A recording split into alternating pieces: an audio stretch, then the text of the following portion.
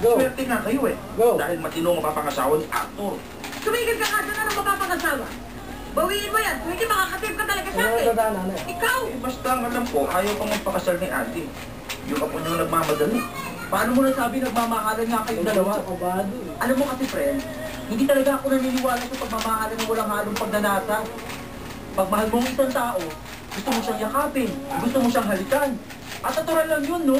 Hindi mo yan mapipigilan dahil pag pinigilan mo, sasabog ka. Ang galing mo magsalita eh, wala kang girlfriend. Anong problema nito? Friend, ano ba ang nangyari? Ganyan ang itsura mo.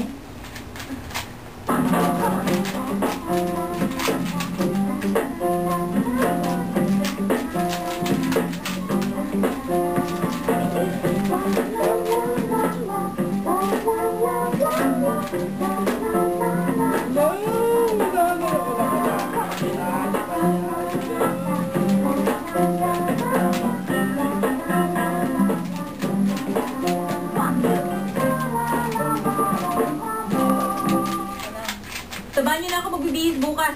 Okay lang, kami na lang magbibihis nun. Dapat dalawa na locker room natin eh. Mabuti ka nga dyan! Hala, may sumbong ang bakulaw. Ay, Andy! Ay, coffee princess pala. Halika. Bakit? Masaya ka na dahil hindi naaalis si best friend, no? Pero, kayo ba ni best friend ay... Naku, siguro ayaw mo na magkwento, no? Okay lang. Basta tandaan mo, ha?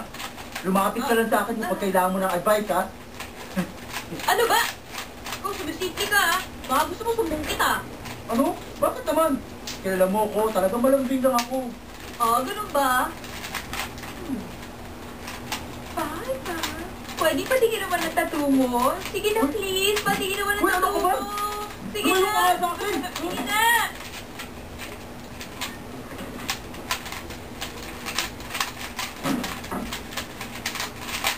Anong ginagawa mo dito? Patatapos na ako. Kumain ka na ba? Pinagluto ka ta.